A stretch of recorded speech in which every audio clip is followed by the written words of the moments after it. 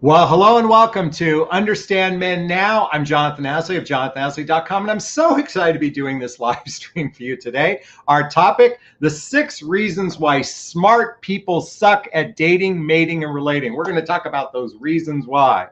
Really quickly, if you're new to my YouTube channel, please hit the subscribe button, hit the bell so you can be notified of new content. And if at any time during this live stream, or if you're watching the replay, I share something that resonates with you, please do me a favor, hit that like button so this video can be seen on the algorithm more often. All right, let's talk about those 6 things that smart people, well, reasons why smart people suck at dating. Now, let's talk about smart for a second, because I don't necessarily like the idea of judging people based solely on their intelligence. And what I mean to say is I'd like to value all human beings relatively the same. Now, while there are some people that have higher intelligence, there's others. There are people that are more emotionally mature than others. There are people that are probably more responsible than others. There's a vast variety of different types of people. So when I came up with this title, I want you to know I actually borrowed it from some other guru's title, and I thought I'm going to do my own spin on this. And let's just, for the argument's sake, say that smart people are people that are rather savvy. They've got their life in order. They've got their house in order, so to speak, and yet they struggle in the dating, mating, and relating arena.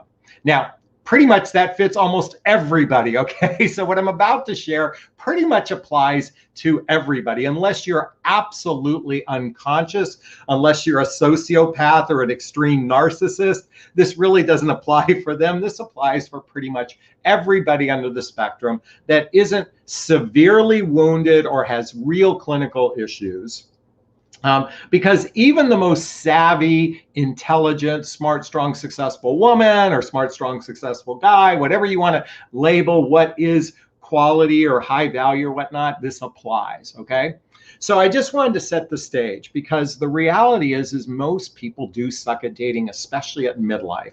And we're going to talk about some of the reasons why later, but I want to really lean into what most people do wrong. And part of it is everything you've learned about relationships is wrong. By the way, this is part of my coaching practice. So if you need any support on that, check out the link below to a free discovery call with me to see if working with a coach is right for you. So let's talk about the first thing smart people do that really cause them to suck at dating. And this is going to sound really obvious, but it is overanalyzing things, excuse me. Have you ever found yourself overanalyzing something? If you say yes, either hit that like button, post a comment below when it comes to a man or a woman in relationship. I know I have. I've overanalyzed everything. Why didn't they text me back right after I sent them? Why did they take so long to text? Is there something wrong with me? Is there something wrong with them? You know, we start coming up with all these reasons to come up with red flags because something didn't happen according to the terms that you want it to happen. Let me repeat that. Something happened that didn't follow the way your life follows, and then you start to come up with rationalizations. And let me repeat that. Rationalizations, L-I-E-S, rationalizations. I learned that from my friend Larry Michaels. And he says, and this is the way the brain works. We have to come up with reasons, because the truth is, if we just accept things for the way they are, if we're just in our present, if we're in our sovereignty, if we're in our self-love, we don't have to overthink things. We can just accept things the way they are.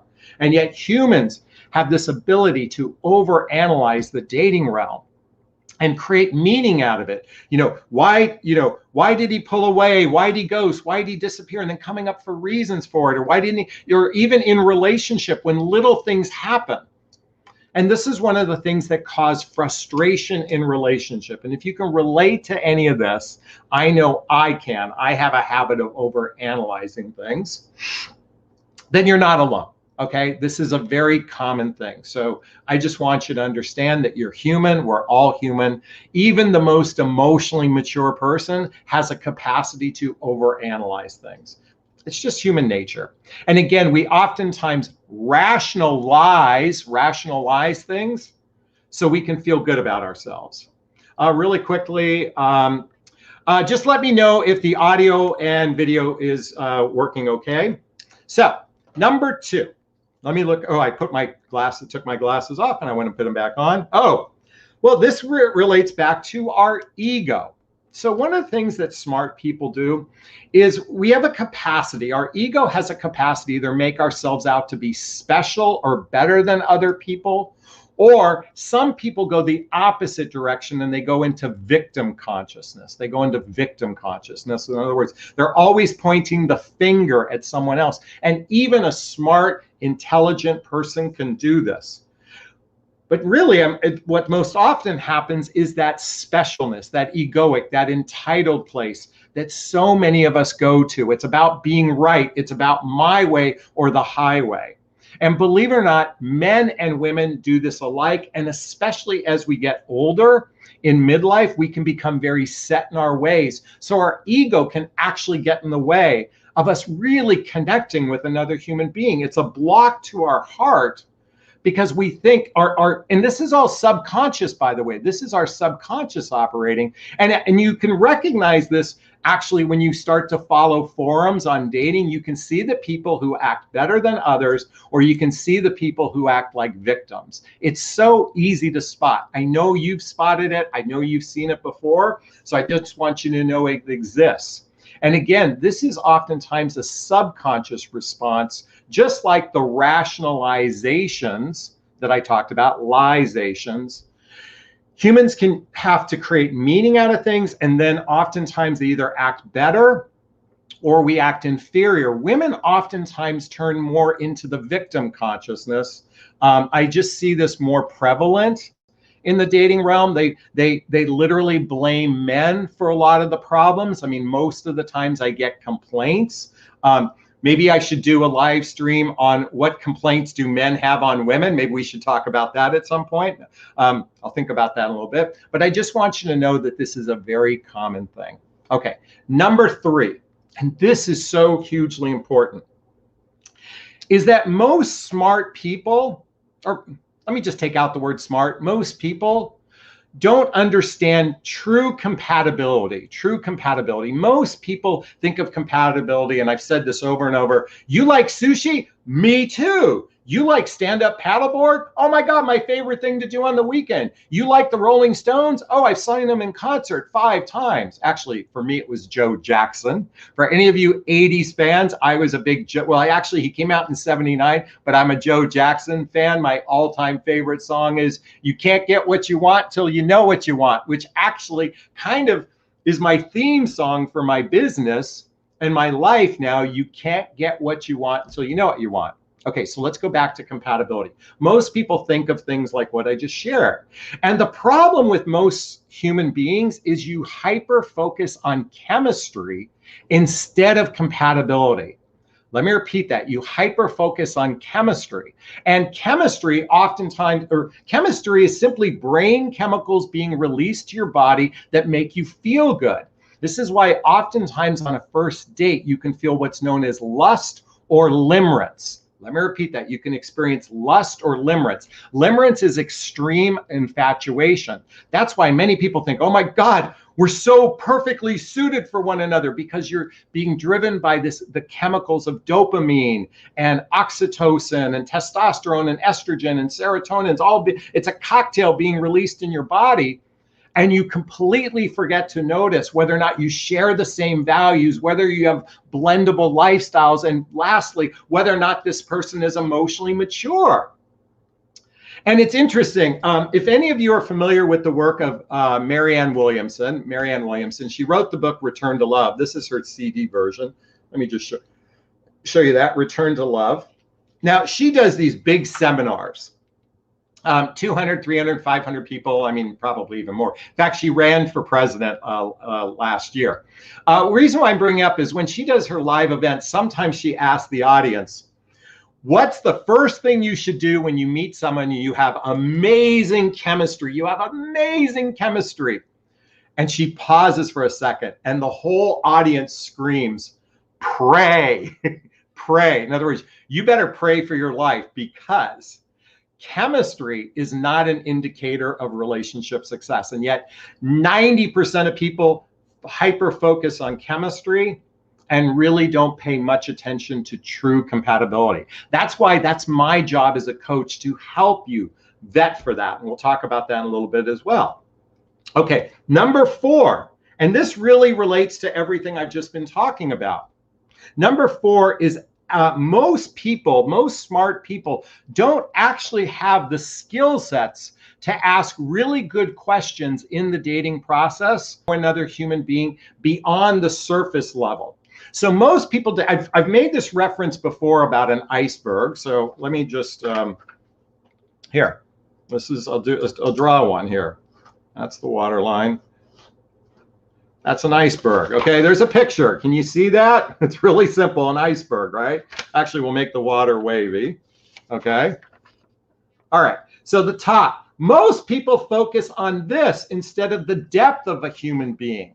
So in the beginning stages, most people, because you've been so trained to just sit back in your feminine energy and just lean back into your feminine energy, and the guy will do all the work, and you shouldn't treat the dating process as an interview. That's what most people tell you.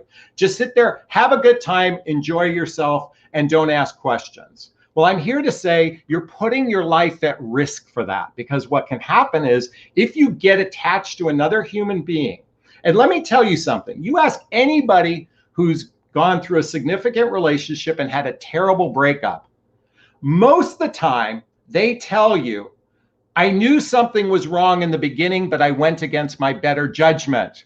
Ladies and gentlemen, begin to ask better questions in the early stages of dating. Stop being so naive. This is what's causing a lot of havoc in your life. This is why I'm such a big proponent of learning how to ask the right questions and become a better communicator. This is why, if you're not familiar with the book, Nonviolent Communication by Marshall Rosenberg, it should have been called Compassionate Communication. Now, this book doesn't really teach you how to ask the right questions. That's what my coaching program does. Check out the link for a discovery call. Why I want you to get this book is it teaches you how to communicate better. Believe it or not, for the women who are watching this, women think they're great emotional communicators in the relationship, but you're not. Because if you were so good, why isn't it landing on the guys you're with? Now, part of that is many of you are afraid to speak up and speak your truth. This is why when I wrote my book, What the Heck is Self-Love Anyway? Link below. The chapter 1 is speak your truth, do it with kindness. And then chapter 9 is if it's sincere and from the heart, you can never say the wrong thing to the right person.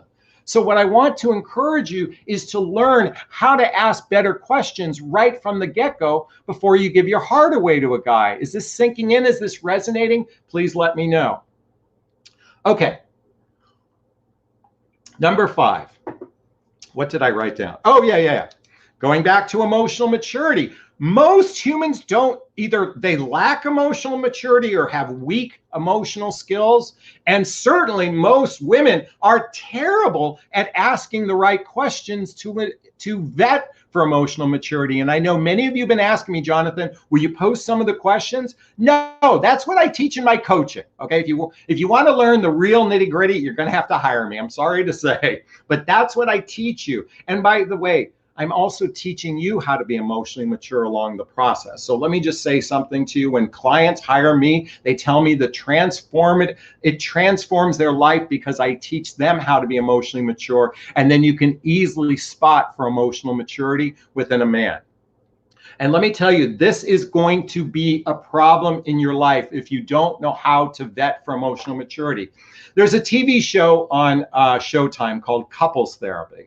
And it's hidden camera therapy sessions, legit therapy sessions with real people, not actors.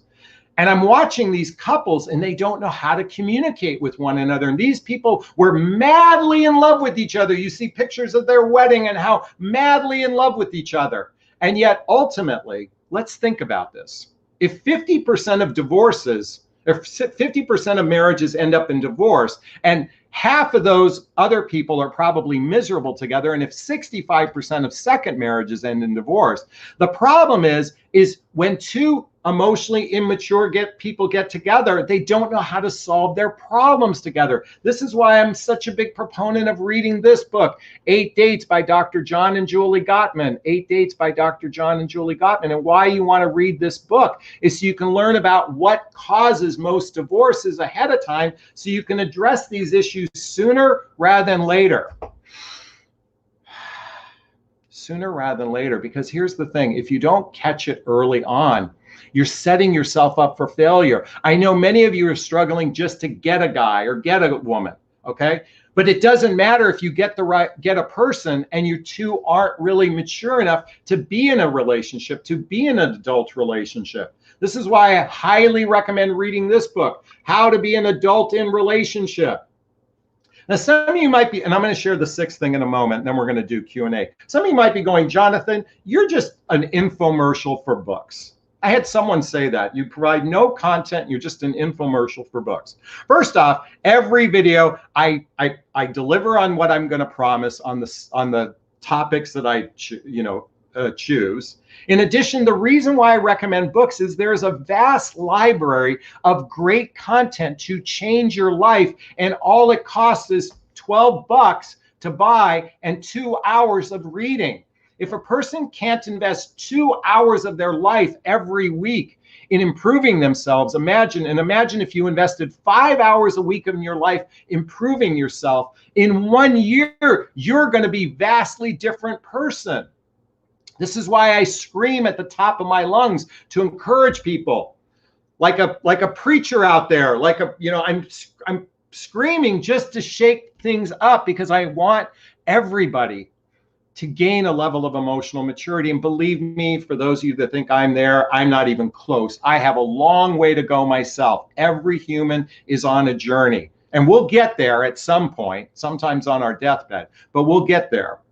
As in the movie Caddyshack, on your deathbed, you will receive total consciousness. Does anyone remember that line? Guys typically do, but does anyone remember Caddyshack and the line, on your deathbed, you'll receive total consciousness? Well, that's what happens. And it's a journey. And this is why I recommend doing the work to get there. Are you with me? Are you going to do it? I hope so. And number six.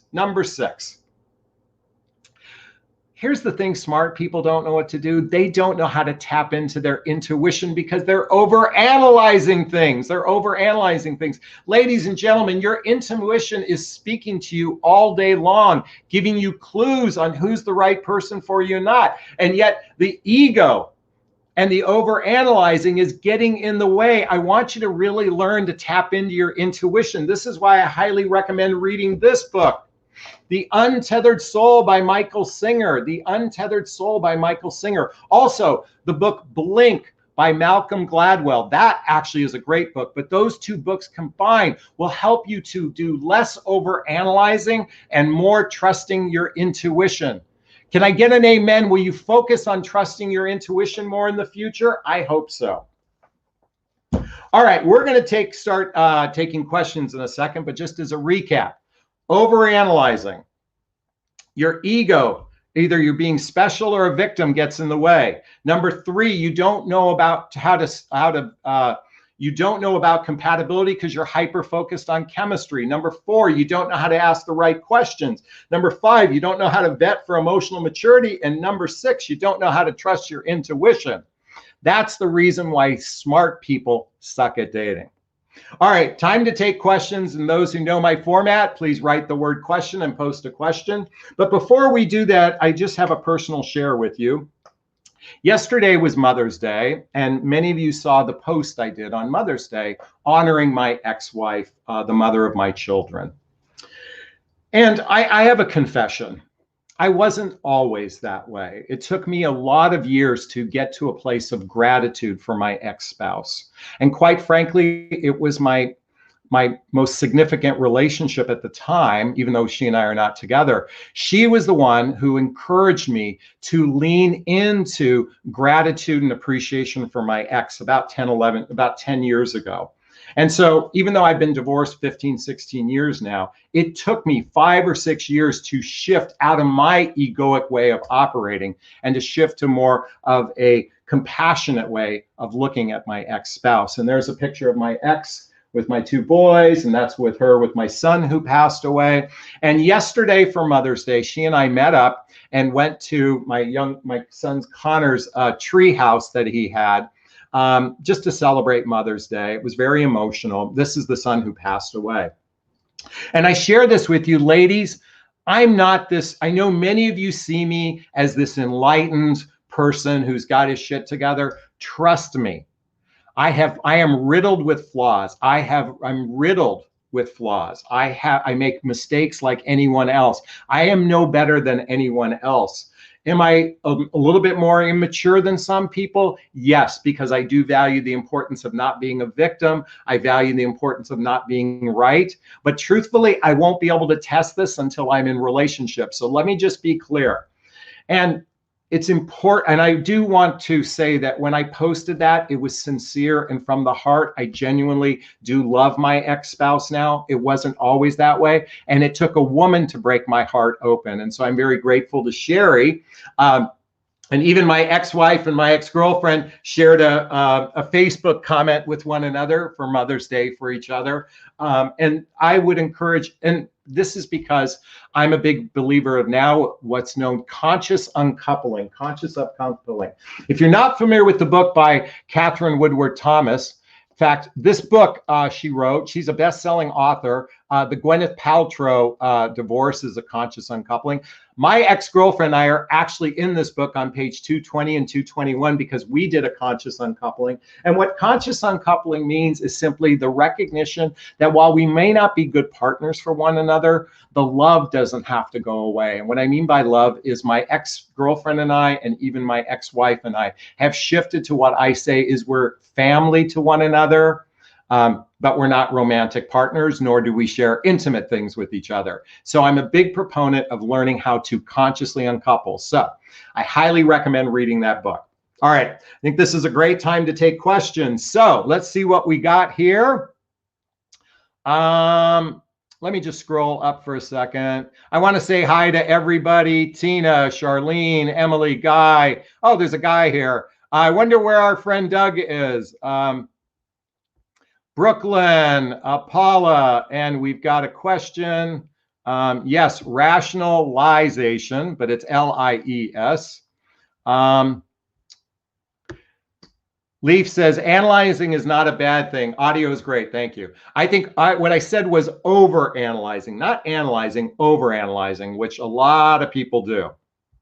All right, let's see what we've got question-wise. Oh, and by the way, more than welcome to buy a super sticker or a super chat. There's a $sign. That way I can see it much easier. Tina writes, your recommendations are wonderful resources to help each other and everyone who wants to improve themselves. Keep up the fantastic work. You are not an infomercial. Thank you, Tina Lee. I appreciate that. All right. We've got some, I just have to scroll. Okay, here we go. I see one. SB writes, he wants to do a second date with me, potentially this weekend. He hasn't set a date or location yet. Should I just wait a few days to bring it up if he doesn't? Okay, great question. So first off, I'm assuming you had a first date at some time in the last week or so. And I'm assuming you're communicating because you didn't point that out. So I would, today being Tuesday, and if you're planning on getting together for the weekend, I'm not object to sending a text message on, or today's Monday, excuse me, not Tuesday. I'm not object to sending a text message Wednesday saying, hey, just checking in, are we still on for getting together this weekend? Simply say, hey, I'm just checking in, are we still on for getting together this weekend? Now, if he's silent, you have your answer. If he says he's busy, most likely, without actually making a plan, then he's most likely just not that into you. And if he does make a plan with you, then great. There's nothing wrong with you reaching out and simply doing what's known as a check-in. It's just a check-in. Hey, I just want to check in. Are we still on this weekend? Because he made an offer, you accepted, and now you're just following up. Now, I know a lot of the feminine energy coaches, which will have you just lean back because the man is supposed to claim you and he's supposed to be chivalrous. What fucking world is that? Let's face it, most human beings are rather dysfunctional. Not all, most are rather dysfunctional. And when it comes to dating, mating, and relating, they suck at it. Most human beings suck at dating, just like what I've been talking about. Why smart people are bad at dating? Because they either overanalyze things, their ego gets in the way, their victim consciousness gets in the way, they don't know how to vet for emotional maturity, they don't know how to ask the right questions. This is why humans are just bad at the process. Doesn't make them bad people. It's just a byproduct of what we're dealing with. So guess what, ladies? Stop listening to these. This is just my invitation. You don't have to take it as Bible, okay? I'm just saying, I don't subscribe to what a lot of other coaches teach in this book called The Rules. The Rules, bullshit reverse psychology. That's what I think of this book. Bullshit reverse psychology. Start reading this book instead. Read this book instead, How to Make Love All the Time. And it has nothing to do with sex. It's how to connect to your heart.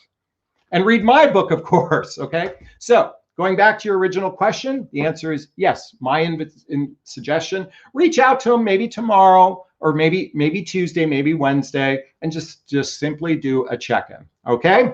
Thank you. That was a great question. All right. Question from Abe. I don't know how to say your first name. I am butchering things. What questions would you ask on a date? Pre-date screening, perhaps? Well, again, that's part of my coaching question, but here's a great question I'm going to offer for everyone. This is a freebie. Well, you can simply ask about past relationships, and if someone has had a negative past relationship, you can do the follow-up question, how did you heal from that? How did you heal from that? So if anyone expresses some animosity, anger, frustration with a past relationship, the follow-up question might be, how did you heal from that? That's a great question to ask because that allows the person to go into depth, This is why I highly recommend reading this book. Let me grab this book. Ladies, Are You the One for Me? Are You the One for Me? This should be your Bible. This should be your Bible. It teaches you everything you need to know. The only difference with working with me is you actually get to talk to me about what's in this book. And what I mean to say is this is going to teach you every question you need to ask. So, Abe, that's my invitation for you. Okay? And if you want it personalized, that's when you reach out to me. All right, let's see what else we have. By the way, I brought up something earlier. I have a question for you ladies. Oh, well, first off, bear with me a second. I have a question for you ladies. Ladies, you often complain about men. I invite you to post some comments. What common complaints do you think men have about women? What common complaints do you think men have about women? I want to address that. Candy writes, chemistry and compatibility 50-50 question mark. No, compatibility. Okay, so I want you to think of it like a table, right? Forget this finger. This is a four-leg table, okay? There's chemistry, there's shared values, there's blendable lifestyles, and emotional maturity. Let me repeat that. Chemistry, shared values, blendable lifestyles, and emotional maturity. God dang it, my pants are riding up my crotch. Excuse me. Nobody saw that, I hope. I am wearing pants, by the way. This isn't a Zoom call where I'm, without pants. But my pants was riding up my crotch. Chemistry, shared values, blendable lifestyles, emotional maturity. That's what I help you learn in my private coaching. Again, the link is below to schedule a discovery call. All right, let's keep going here. SB writes, wait. Well, sorry, this thing just moves way too fast. Do some guys truly suck at texting and communicating when getting to know one another in the beginning, or is that just an excuse to tell someone else? No, I'm even bad at texting, and I have pretty good communication skills. Believe me, I can be terrible at this. So it is not uncommon, It is not uncommon for men and women to be bad at this form of communication. I don't think humans were designed to communicate with their thumbs. Our thumb, imagine we're trying to get this, instead of using this, we're having to use this. And at least typing, we grew up typing, but typing with our thumbs has changed the way we communicate. So I think some people are bad at it. It's hard to write complete sentences. It's hard to get your actual thoughts out. This is why lately, when I communicate with someone, I just do voice texting. I just click on it and do voice texting. And that's my suggestion is maybe try voice texting instead of real texting, because for some people, texting with their thumbs is hard. So yes, it's not an excuse. Lots of people are bad at it. All right, Kathy writes, how do you handle dating and the discomfort of a late husband? I'm fine talking about him, but others are not. Help. Oh, Kathy, first off, I want to give you a big, gigantic Jonathon bear hug of self-love or love. There's nothing worse than losing a loved one. And for those I lost my son. So while it's not the same as a spouse, talking about a loved one who's passed away can be very challenging. And I get it. I think what's most important is to demonstrate that you felt like you've healed from the experience. So when someone asks me about my son, I share the experience. And I also follow up with how I've healed from it, how I'm healing from it. Because if you haven't expressed how you've healed, then they're either going to assume that you're stuck, possibly stuck, or still have feelings. And you can absolutely have feelings for a loved one. But I'm here to say, or at least invite you, just share how you've healed, how you've progressed. Not because there is no such thing as moving on. For those who have lost a loved one, we all know there is no such thing as moving on. The most important thing is how have you accepted it and how have you healed? That's my invitation, Kathy. And let me just give you a big, gigantic Jonathon bear hug, okay? That's a tough one. All right. And speaking of healed, I've recovered and healed from it watching videos about ghosting. That's great. Great way to go. All right, let's see what else we have. Oh gosh, this thing, when I scroll, it moves up. Carol McLeod writes, how do I have a private chat with you? Schedule a coaching session with me. There's a link below. By the way, that's just simply to hear about my coaching program. If you want to hire me as a coach, then we'll talk then as well. Okay. Colleen writes, men probably don't like how women tell them how to do stuff around the house and complain that they don't do chores right away. Certainly those who are living together with someone, that's a very common thing. That reminds me of the movie, The Breakup, with Vince Vaughn and Jennifer Aniston. By the way, I'm having a squirrel moment. The coffee mug says, let that shit go. Okay, the movie is The Breakup. And where Jennifer and Vince have a dinner party and it's time to clean up. And Vince wants to play video games. And she's asking him to clean up. And he goes, I'll get to it. I'll get to it. And finally she goes, look, I want you to want to clean up. And he says, why the fuck do I want to clean up? I don't want to clean up. I don't want to do it. I may have to do it, but I don't want to do it. So yes, it's a common complaint people have. I do believe that a truly happy couple knows how to actually invest in one another. This is why there's another book I highly recommend.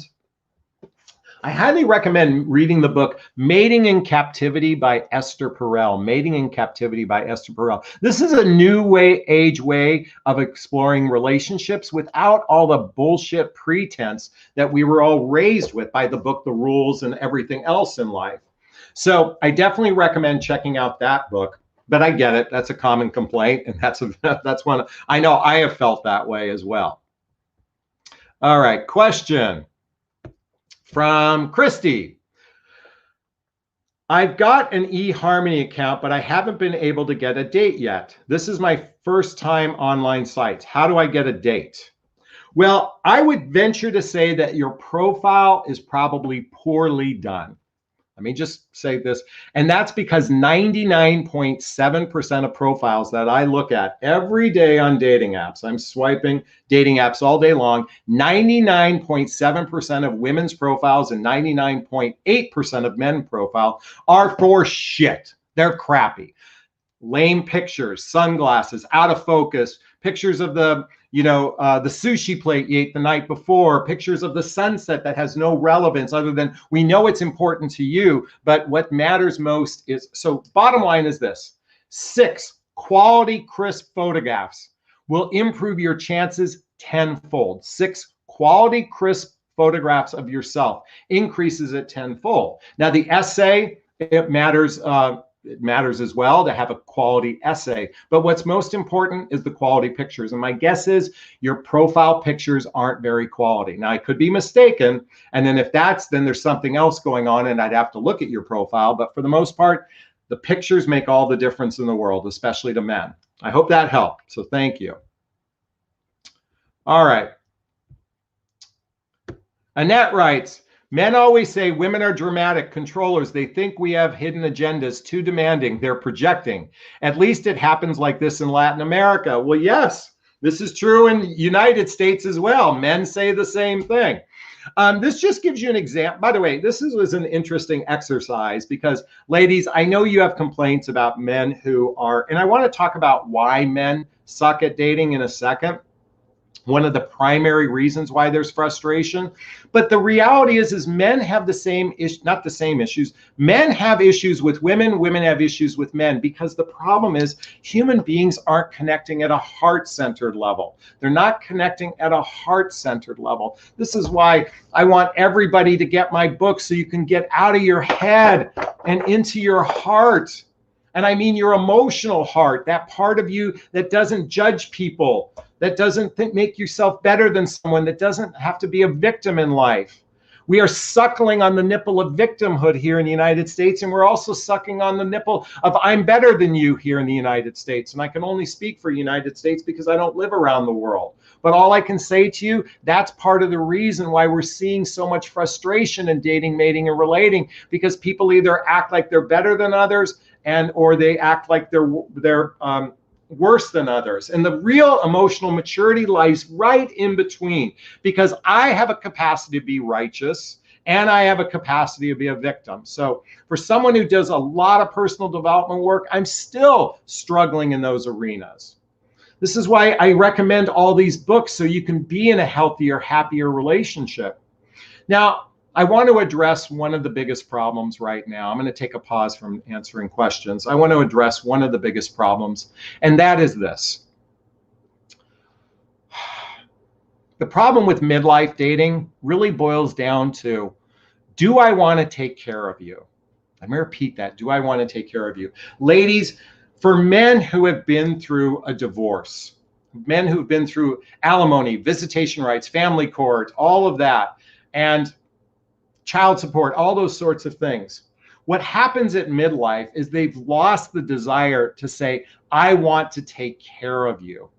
And without that deep-rooted desire, people can act somewhat ambivalent, or they act like they keep space. They keep space because ultimately, ultimate commitment is, I'm going to be there for you when you're going through chemotherapy and I have to wipe the vomit from your face. That's ultimate commitment. And that means I want to take care of you. And what's happened for so many people, men and women alike, that they reach to midlife point and they've been burned, they've been hurt, they've felt sorrow and sadness. And they literally have given up on the idea of, I want to take care of you. That is one of the biggest problems. This is why I'm such a big proponent of helping you all understand that the most important relationship you have is with yourself. Let me repeat that. The most important relationship you have is with yourself. That's the relationship that matters most.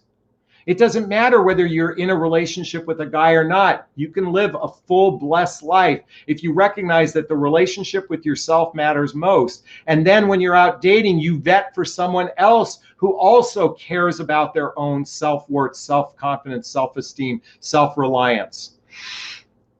Their sovereignty. That's my invitation for everyone.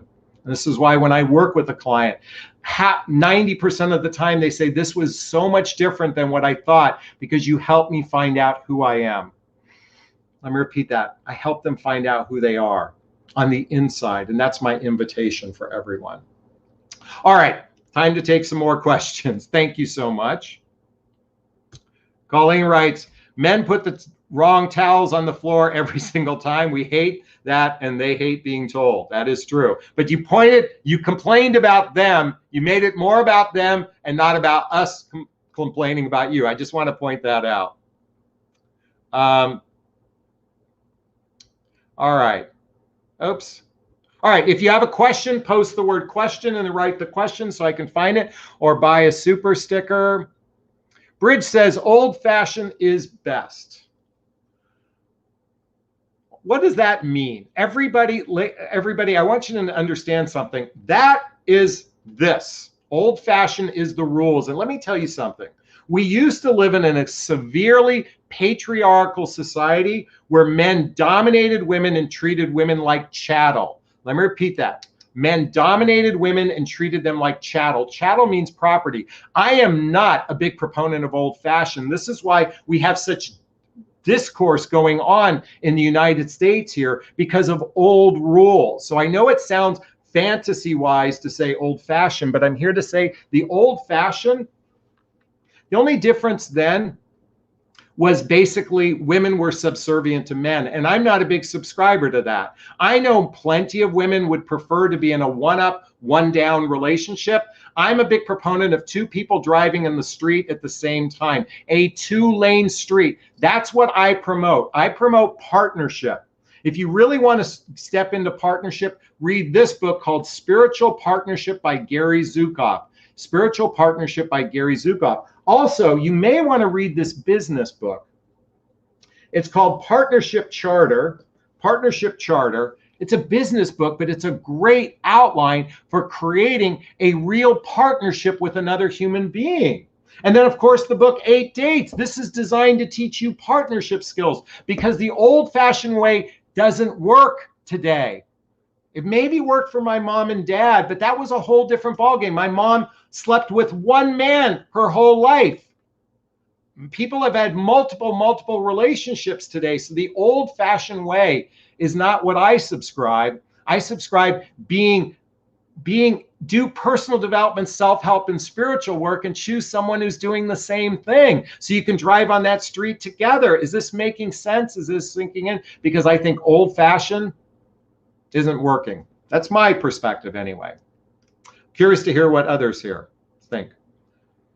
The yoga preacher. Oh, that's so true. Older dating means looking at the relationship at the 70s and 80s. Oh, that's so true. Older dating means looking at that relationship at 70 and 80. I don't know what that means, but thank you. Bridge says, a guy said to me, I want to take care of you for the next day. Wait, and then the next day he said he doesn't want to have a relationship. So it's one thing to say the words. Now remember, if he's saying those words during the lust or limerence phase, that's usually the first 90 days. The first 90 days, whatever comes out of a guy's mouth, don't accept it as fact. Don't accept it as fact until you've actually built the roots to trust. This is why when I talk about in my private coaching is understanding the roots to trust. And it takes a good 12 months to build solid, just to build the first foundation. Oh, and first off, ladies, let me just tell you this. It takes 100 hours of face-to-face time just to get to stage 1 of getting to know another human being. That should take about 6 weeks to get 100 hours of face-to-face time. Now, some of you might be thinking, well, Jonathan, I'm in a long-distance relationship. We can't spend that much time together. Here's the problem with long-distance relationship. You're spending all your time on this device and you're not connecting. Men cannot, let me reframe that. Men rarely fall in love through telephone and text. Men fall in love through doing shit together, social activities, hobbies, mutual interests, spending time with family and friends.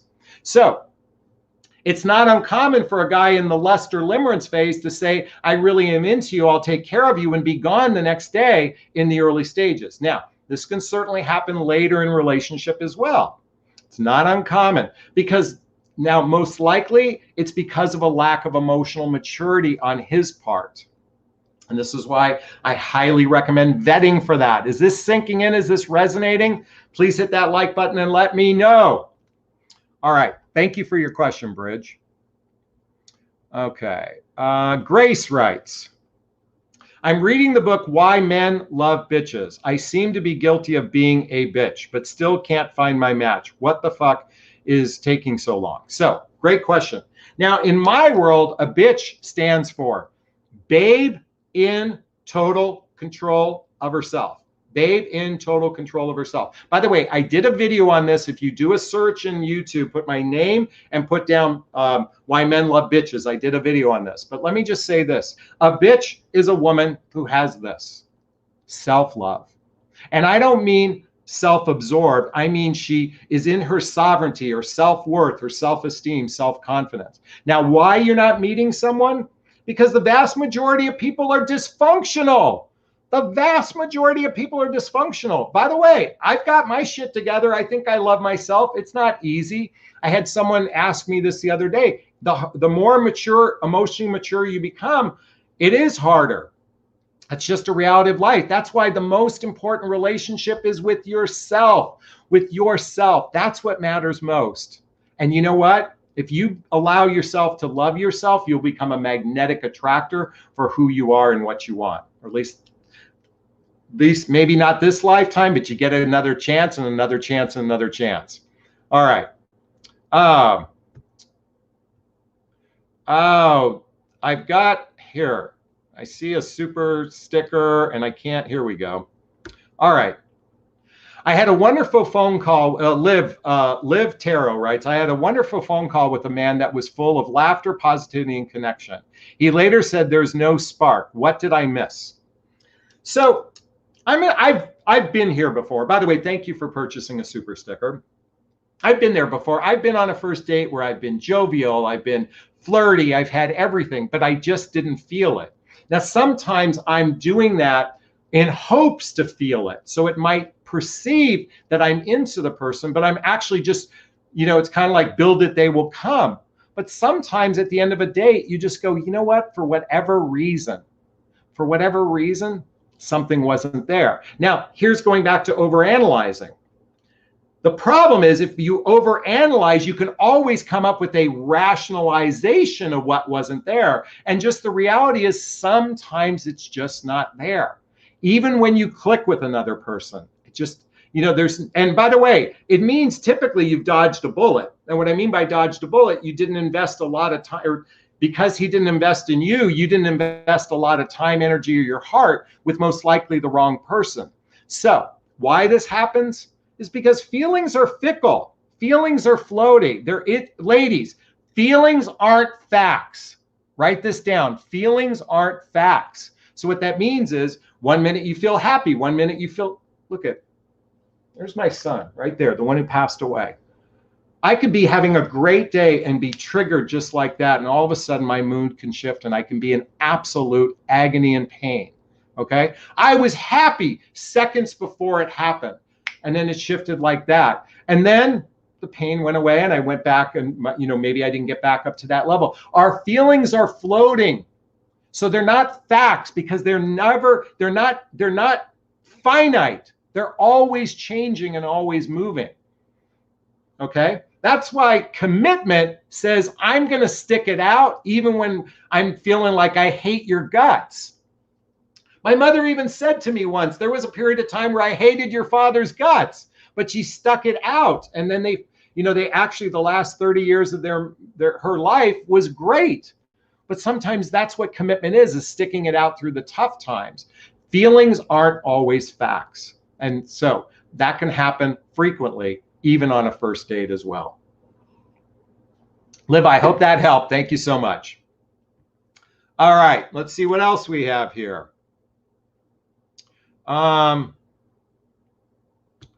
Oh, someone said, men mistake my kindness for attraction. I'm just generally a very kind person. Carrie, thank you. That actually happens to me as well. I can be very kind and, like I said, jovial, but that doesn't necessarily mean I'm into them. In fact, I'm kind of that way with everybody. So they can mistaken that as feeling for attraction. So that's a very common thing. Rosie writes, Rosie writes, how do you find the strength to move on and focus on yourself and not go back and stop agonizing over a breakup? How do you, first off, it's important to put your attention elsewhere. Now, one of the things I do to help me is I have a pattern interrupt for my brain where I say, blah, blah, blah, blah, blah, blah, blah, blah, blah, blah, blah, blah, blah, blah, blah. I say that over and over until to help my brain stop focusing. Number one, I redirect my attention or I immediately go to a movie that I like just to help me take my mind off of it. It takes practice. It takes habitual practice. It's like learning how to play the piano. Because here's the thing. And by the way, I highly recommend reading this book, Attached by Amir Levine and Rachel Heller. Amir Levine and Rachel Heller, Attached. Because what you're actually experiencing with that person is attachment. And when you learn about attachment, you can learn how to detach from another human being. Highly recommend this book. So I'm going to keep it up for a second longer. Attached, Amir Levine and Rachel Heller. Okay, I hope that helped. All right. Feelings are fluid, exactly. Liv says, thank you. Okay. Hope says, do you think the 30-day no contact works after a breakup? Why 30 days? Stupid rules. Okay, first off, 30 days no contact. When someone breaks up with you, you don't, unless you've agreed to some sort of future contact, you have no reason to reach out to them. You have no reason to reach out to them. The question is, what do you do when they reach out to you? Because they always tend to circle back. They always tend to circle back. The thing is, I wouldn't take someone back when they circle back unless you actually have a game plan of how you're going to take this relationship to the next level. And I would certainly hope that there's been some sort of change behavior. But here's my feeling.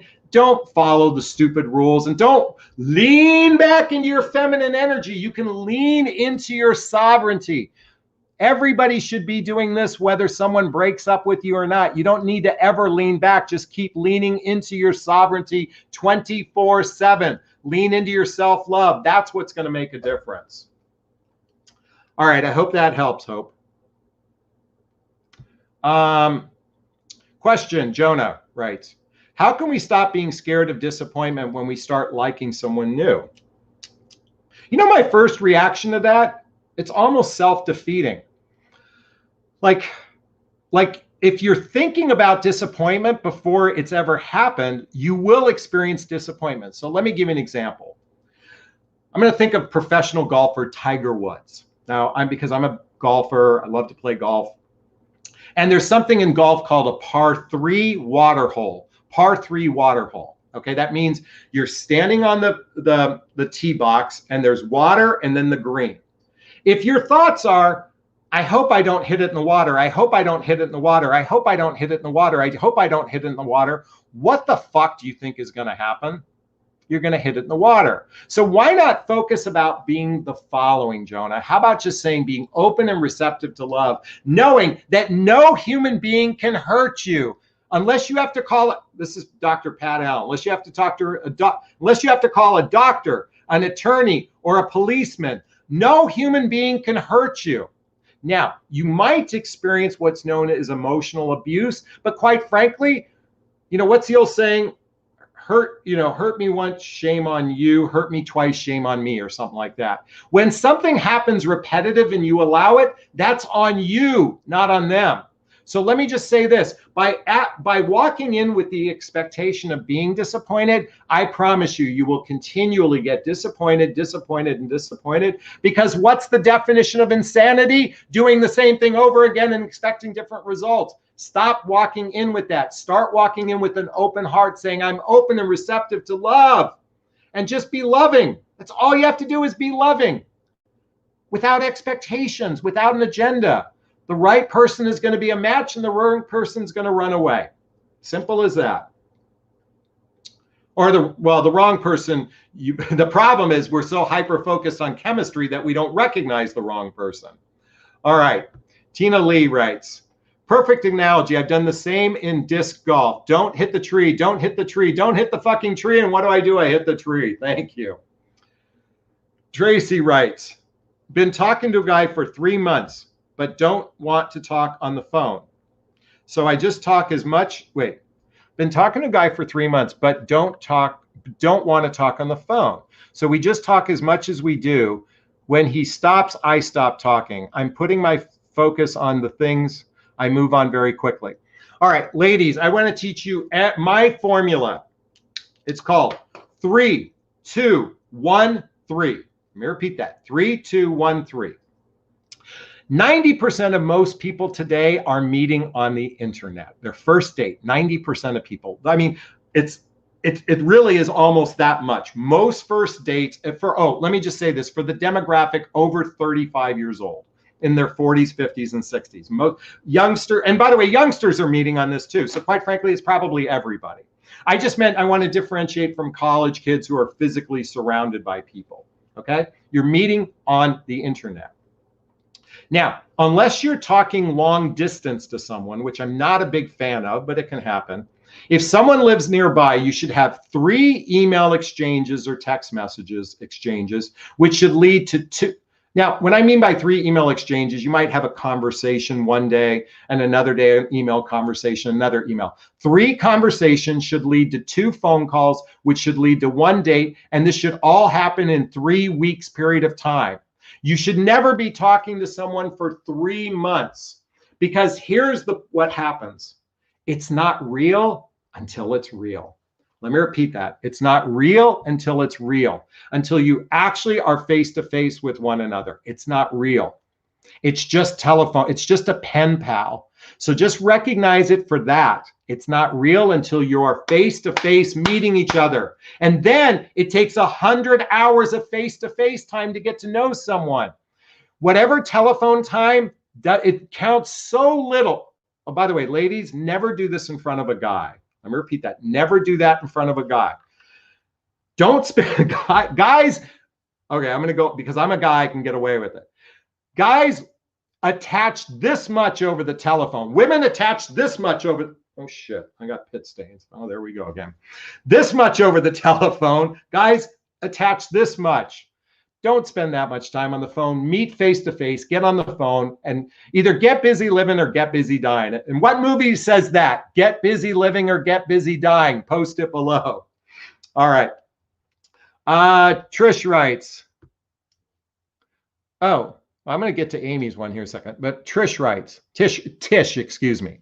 I've been dating a man for 4 months. We both have busy careers and are in school. He wants to take things slow, but I feel like there is 0 progress on his side.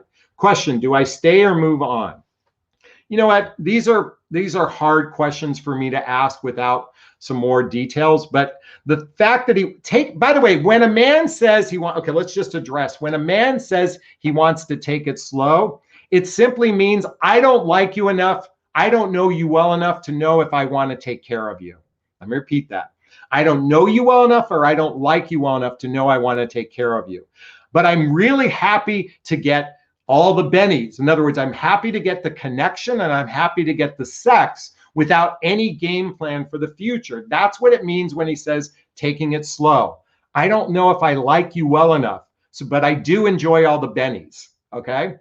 So with whatever it's worth to you, you've got to ask yourself, what do you want? Because to me, a relationship for 4 months should be progressing like this. It shouldn't be like this, okay? A relationship should be progressing. So when a guy says takes it slow, he's just like this. He's happy to get all the benefits. It's called going back to Esther Perel's book. Esther Perel book, Mating in Captivity. That's what's known as stable ambiguity. Stable ambiguity. It's stable being you have monogamy and exclusivity. It's ambiguous as to where the fuck is this relationship going? Ladies, it doesn't take men more than 3 to 6 months to know whether or not They really want to go the distance with you. But we are happy to enjoy your company and not go the distance with you. Men and women alike are happy to be ambiguous. And when I say they're happy to be, because they choose bad relationships over and over and over again. There must be a reason why people choose bad relationships over and over and over again. They get some sort of subconscious satisfaction from that. Now, 4 months is hard to say, but I think it's time to have, here's my recommendation, Tish. Buy 2 copies of this book and say, listen, if you want the penis to go on the vagina on a regular basis, then we're going to read this book together. Otherwise, bye-bye. That's my invitation for you. All right, I hope that helped. Doug, my man, ladies, our really great guy is in the house. And he says, as a guy, I try to move things along quickly to meet a woman in the person versus talking on the phone or texting, meeting for coffee or walk, having a chat face to face. Yes, there's my man, Doug. I'm assuming you work, so you missed my live streams at this hour. Ladies, if you want to date a great guy, here is one. Now, honestly, I haven't met him, so I don't know him personally, but he seems like a really good guy. So I highly recommend hit on this guy right now. Thanks, Doug. I really appreciate it. Okay, Bridge writes, I've dated about 100 people I've met over the internet first. And within milliseconds, face-to-face, it didn't click with 98% of them. So I believe in random meeting someone off the internet by chance. So I believe in random meeting someone off the internet by chance. Bridge, imagine if you did all those 100 dates on Zoom, on your phone, FaceTime, Zoom. Imagine if you'd done that instead. You would have eliminated 98 of those people without ever leaving the house. By the way, folks, I highly recommend these days, get on Zoom, get on FaceTime right away before you invest your time on the phone. Let me tell you something. I've had matchmakers reach out to me many a times for blind dates, and I've been so disappointed. Now I'm saying, look, let's get on Zoom for 30 minutes because all I have to do is wear a nice top. I don't have to do anything fancy. It's a first meeting, folks. Ladies, this whole notion of fancy dating has to go out the window. Let's meet on Zoom really quickly to see if we do the sniff test. Like a dog, sniff test. That's it. You're right. It takes milliseconds to know if it's going to get to a second date. So get on Zoom, do that to save yourself time and frustration. Who agrees with me? Jennifer writes, and thank you. By the way, Jennifer writes, wait a minute. I got to say Doug said this. I paired Jonathon handsomely, so these things says, thank you so much. Where did Jennifer's question go? All right. I want to meet more men who will go deep on dates. Small talk is boring. I try deep questions, but many won't go there right away. Yes, Jennifer, that is true. Many people have a hard time going deep.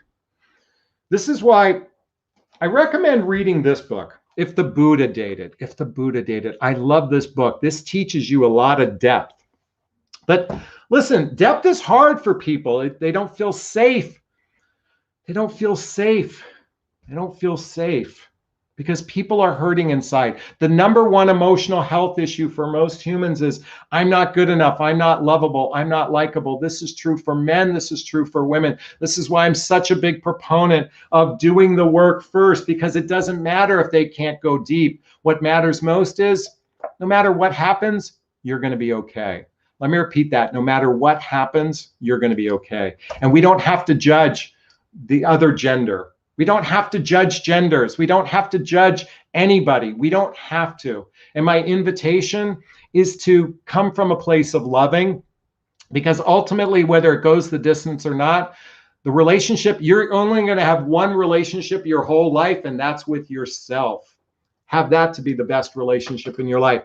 And I want to recommend one more time this book, Return to Love by Marianne Williamson. Return to Love. This is the CD. Buy the book, buy the audio, buy the audibles. I highly recommend it.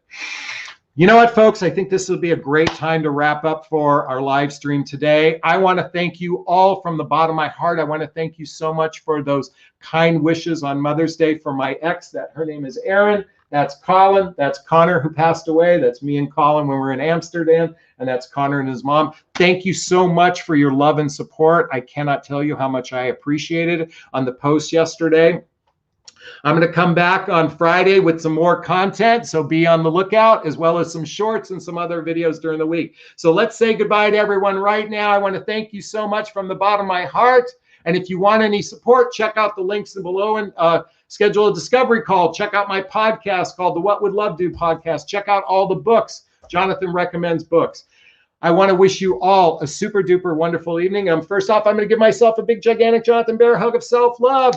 I'm going to reach into the camera and give you a hug of love, if that's okay. I'm going to ask you to turn to a pet or a teddy bear or a friend or a pillow and give it or them a hug of love, because hugs are a great source of love. And let's face it, we could all use more love in our lives. Thanks, Shelly. Thanks, Taylor. Thanks, Colleen. Thanks, Doug. Thanks, Claire. Thanks, Much Dutch. Thanks, Tina Lee. Thank you. I'm amazing. Thank you all. Have a wonderful day. Bye now.